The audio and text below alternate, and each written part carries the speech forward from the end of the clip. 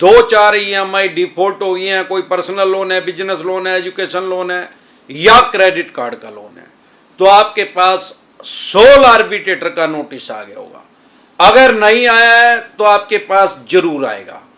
ये पूरा लिखा आएगा आपके पास, आर्बिट्रेशन एंड कंसोलिडेशन एक्ट 1996, 1996 में ये एक्ट बना।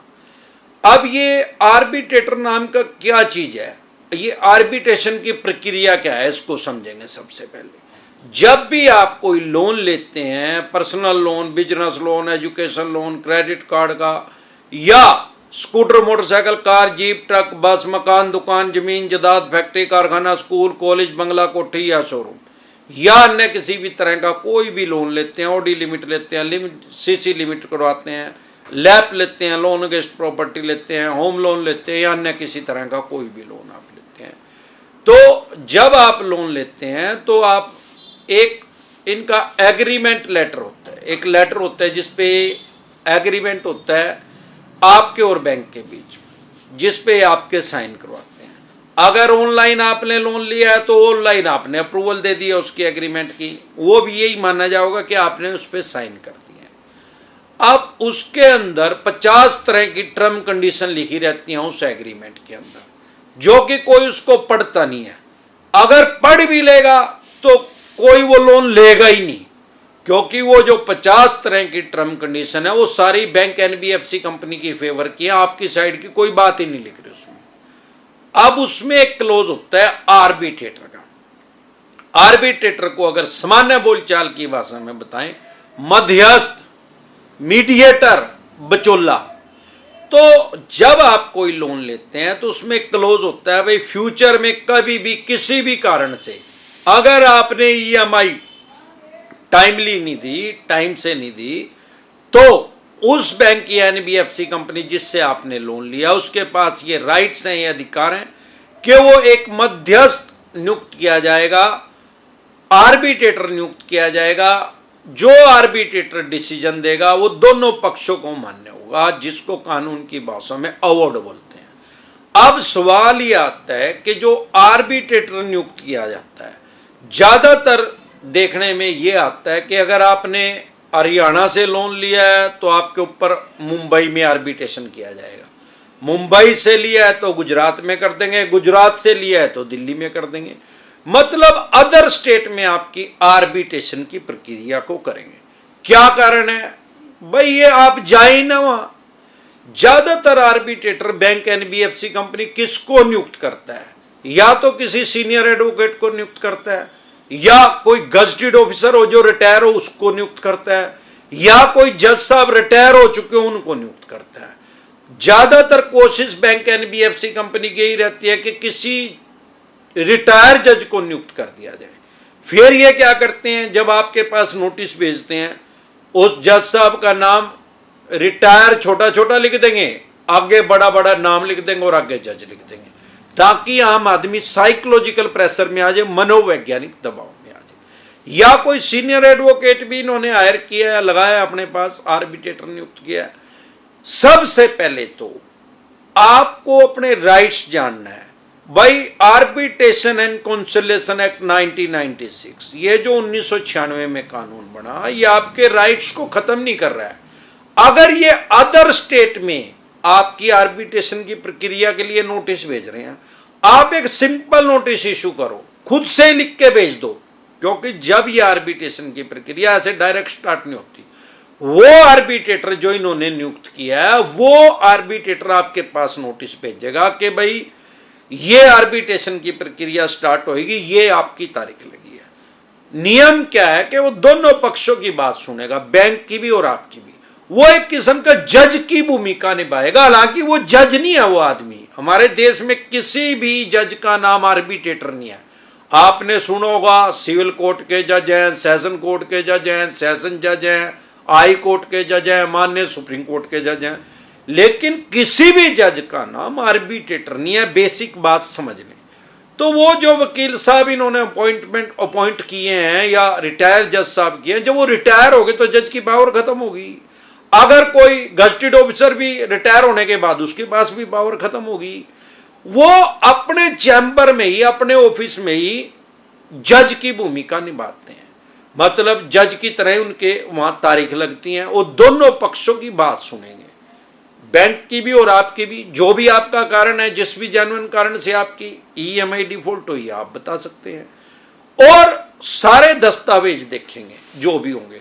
उसके बाद एक वो डिसीजन देंगे, जो कि आज तक वो डिसीजन मैंने कभी भी ग्राहक के उपभोक्ता के पक्ष में आते हुए नहीं देखा। क्लाइंट के कारण भी है, भाई आपने पैसा ले रखे, आप पैसा नहीं दे रहे, और दूसरा और सबसे बड़ा कारण, भाई वो जो आर्बिट्रेटर है वो तो बैंक ने नियुक्त कर रखा है।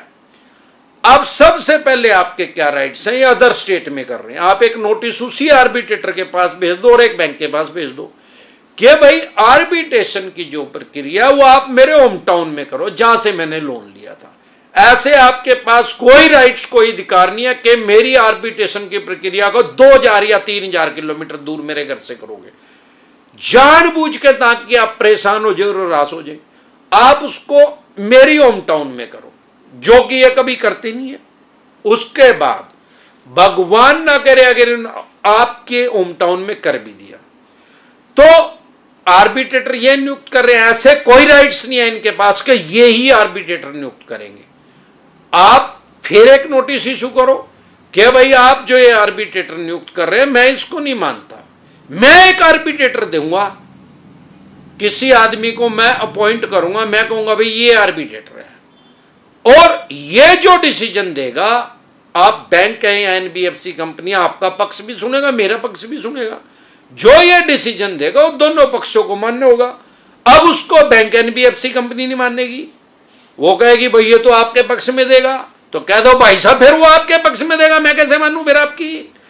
तो जब यहां तक बात आ जाएगी तो फिर कानून क्या है, नियम क्या है, फिर उस बैंक या एनबीएफसी कंपनी को वो केस लेके हाई कोर्ट में जाना पड़ेगा, हाई कोर्ट से डायरेक्शन लेके आनी पड़ेगी। मतलब हाई कोर्ट एक आदमी को, ना तो वो बैंक का आदमी होगा और ना आपका आदमी होगा, किसी थर्ड पर्सन को नियुक्त करेंगे, अपॉइंट करेंगे कि भाई ये आर्बिट्रेशन की प्रक्रिया करेगा। अब उस प्रक्रिया में सालों लग जाते हैं, सालों इनके पास है नहीं।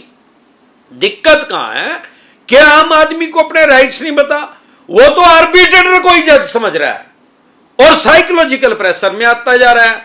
भाई किसी वकील से मिल रहा है, वो वकील सोचा चली आ रही हो फीस दे देगा, कहता है भाई इसमें तो एडवोकेट करना जरूरी है। अरे इसमें कोई जरूरत नहीं है यार एडवोकेट की, आर्बिट्रेटर का नोटिस दिया, आप उसको खुद से वाइट कर लो। आपके लोन में, आपके केस में आपसे बड़ा जज कौन है, वकील कौन है दुनिया के अंदर?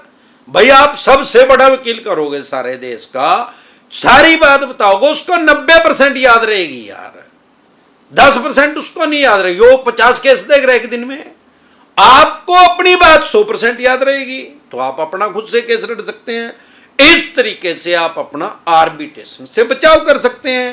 और अगर इन्होंने गैर कानूनी तरीके से अवार्ड पास भी कर दिया, भाई आपको नोटिस दिया, आप इनको नोटिस दे रहे हैं मेरी डिस्ट्रिक्ट में करें, मेरे होम टाउन में करें, कर ही नहीं रहे, खुद से ही पॉइंट कर रहे हैं, तो आप इनके खिलाफ सिविल कोर्ट में जाकर स्टे ले सकते हैं।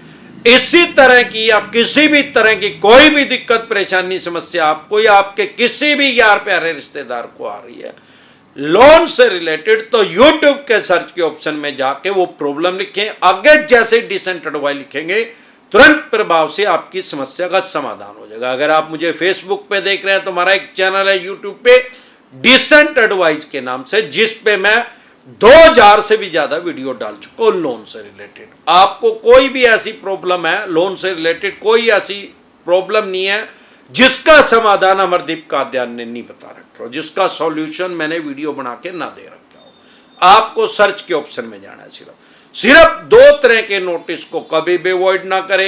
138 जिसको सामान्य बोलचाल की भाषा में चेक बाउंस कहते हैं, अगर आप उसको इग्नोर करेंगे, हल्के में लेंगे, तो आपका पहले बेलेबल वारंट इशू होगा, फिर नॉन बेलेबल वारंट इशू हो जाएगा, फिर भी आप नहीं जा रहे तो आपको पीओ घोषित कर दिया जाएगा, कोर्ट के द्वारा आपको भगोड़ा घोषित कर दिया जाएगा। तब जरूर जेल का प्रावधान है। जिस स्टेट में, अदर स्टेट में हमेशा ये चेक बाउंस करते हैं, उसी स्टेट की जेल में आपको जाना पड़ेगा। कम से कम 14 दिन के लिए न्यायिक हिरासत में जाना पड़ेगा, कम से कम 14 दिन के लिए जेल में जाना पड़ेगा। और ऐसे भी बहुत से आदमी हैं जो 1-1, 2-2 महीनों का जेल में ही पड़े हैं, जमानत ही नहीं हो रही है, क्योंकि वो पीओ हो चुके हैं। भगोड़ा घोषित हो चुके हैं कोर्ट में।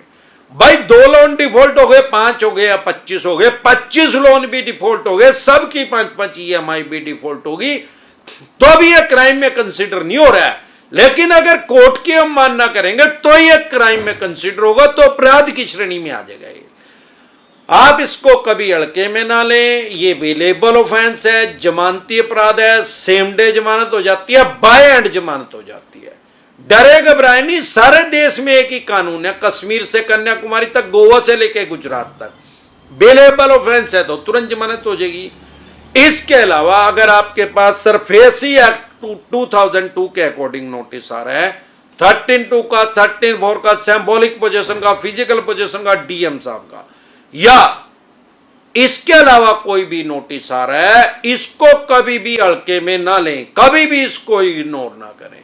अगर आप इसको सरफेसी एक्ट को नोटिस को इग्नोर कर रहे हैं तो आप अपनी मकान, दुकान, जमीन, जायदाद, फैक्ट्री, कारखाना, स्कूल, कॉलेज, बंगला, कोठी या शोरूम, उससे आप हाथ धो बैठेंगे, उसकी एक्शन कर देंगे, बोली कर देंगे, स्क्रैप के रेट में, कबाड़ी के रेट में उसको बेच देंगे।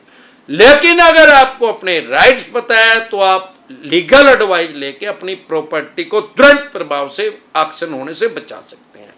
अगर आपकी 3 या 4-5 ईएमआई डिफॉल्ट हो गए हैं तो आपके ऊपर सरफेसी एक्ट इंप्लीमेंट कर दिया होगा, लागू कर दिया होगा, क्योंकि 3 महीने के बाद आपके लोन को एनपीए में डाल देते हैं, नॉन परफॉर्मिंग एसेट में। अगर आपकी 2 ईएमआई डिफॉल्ट हुई है तो 3 के बाद सरफेसी एक्ट लागू कर देंगे। अगर आज तक पूरी ईएमआई आपकी है, आपको ऐसा लग रहा है फाइनेंशियल डाउन हो गया, फ्यूचर में मैं नहीं दे पाऊंगा, तो आपकी जैसे ही 3 ईएमआई डिफॉल्ट होंगी, तुरंत प्रभाव से आपके पास सरफेसी एक्ट का नोटिस आ जाएगा। तो जैसे ऐसी क्रिटिकल सिचुएशन आ चुकी है या आने वाली है तो तुरंत प्रभाव से एडवाइस ले।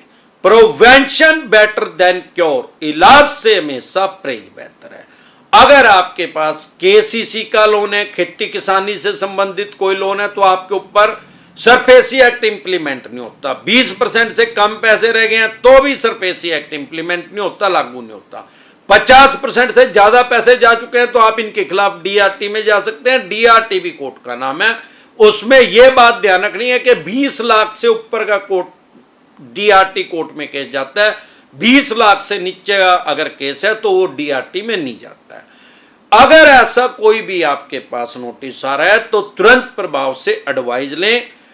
अगर आप हमारे साथ टेलीफोनिकली जुड़ना चाहते हैं या पर्सनल मीटिंग करना चाहते हैं, फिर आपका लोन 2 करोड़ का, 5 का, 25 का, 50 करोड़ का, डज नॉट मैटर के कितने करोड़ का आपका लोन है, आपके पास सरफेसी एक्ट 2002 के अकॉर्डिंग नोटिस आ रहा है, 13(2) का, 13(4) का, सिंबॉलिक पोजीशन का, फिजिकल पोजीशन का, डीएम साहब का, या 138 नेगोशिएबल इंस्ट्रूमेंट एक्ट 1881 का, या पेमेंट एंड सेटलमेंट एक्ट 2007 का, या आर्बिट्रेशन एंड कंसोलिडेशन एक्ट 1996 का, या रिकॉल नोटिस आ रहा है, या अन्य किसी तरह का कोई भी नोटिस आपके पास आ रहा है, लोन से रिलेटेड जो भी डॉक्यूमेंट्स आपके पास हैं, वो सभी लेके आप मेरे से पर्सनल मीटिंग कर सकते हैं, पर्सनल एडवाइस ले सकते हैं, या टेलीफोनिकली भी एडवाइस ले सकते हैं। हमारे साथ जुड़ने है क्या प्रोसेस है, आपकी स्क्रीन पे कमेंट बॉक्स के अंदर एक नंबर आया हुआ है,